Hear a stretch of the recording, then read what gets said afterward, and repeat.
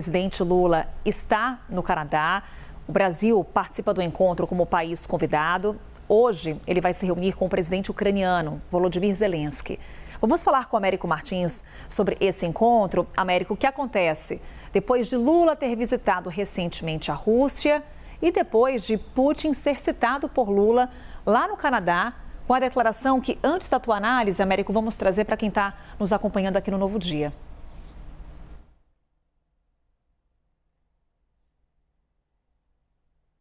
G8. Isso. Exatamente, foi o que eles disseram. Veja, eu acho que o G7, no fundo, depois do G20, não há nem necessidade de existir o G7.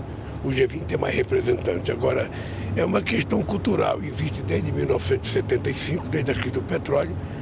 Sabe, são os primos ricos que se reúnem, eles não querem parar de se reunir.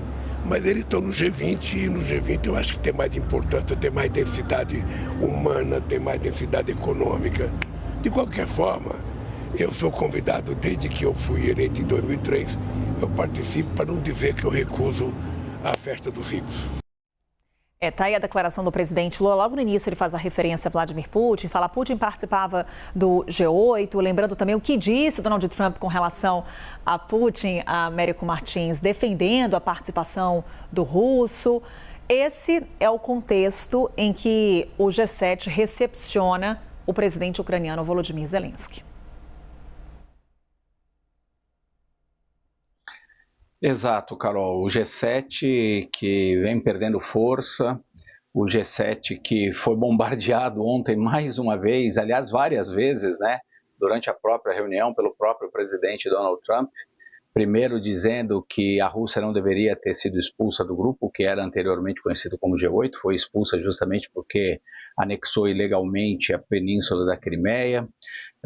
Depois, o Donald Trump não aceitou alguns dos documentos que os outros países queriam aprovar, inclusive pedindo um cessar-fogo no Oriente Médio. E depois, o Donald Trump indo embora antes do final das discussões, deixando os outros 6 países debatendo sem a principal potência do mundo.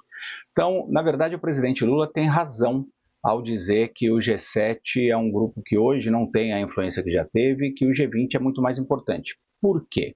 Porque, na questão do G20, nós estamos falando, de fato, das 20 maiores economias do mundo. Estamos falando de países que têm grande influência, não só no tabuleiro geopolítico global, mas muita influência nas suas regiões. Os países que, de fato, têm condições de influenciar os acontecimentos globais. E por que o G20 ganha mais relevância? Até por conta da fraqueza da ONU.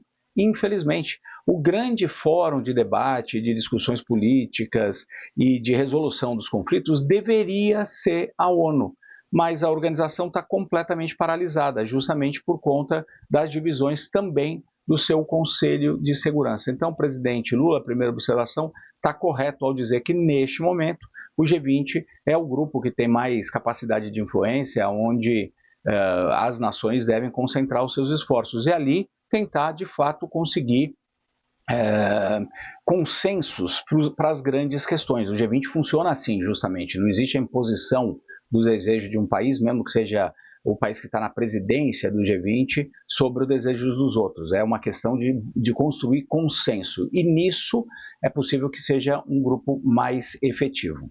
Com relação à sua outra questão, Carol, do encontro do presidente Lula com o presidente Volodymyr Zelensky, da Ucrânia.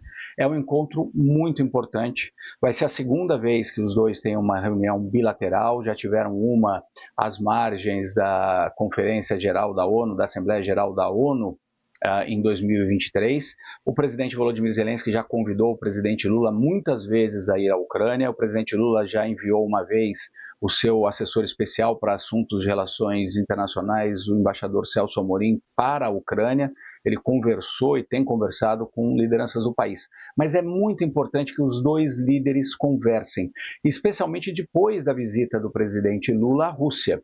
Uma visita na qual o presidente conversou com o presidente russo Vladimir Putin sobre as chances de paz na Ucrânia.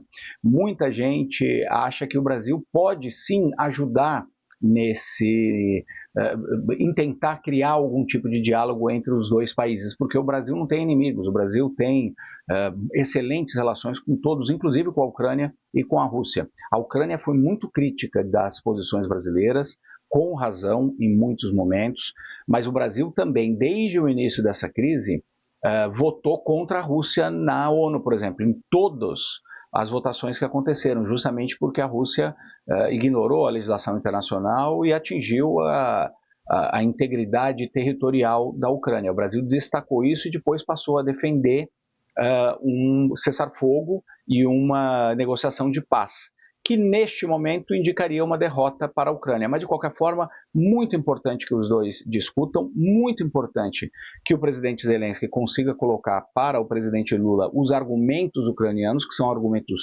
fortes, e vamos ver se o presidente Lula muda, de alguma forma, a sua visão com relação ao conflito.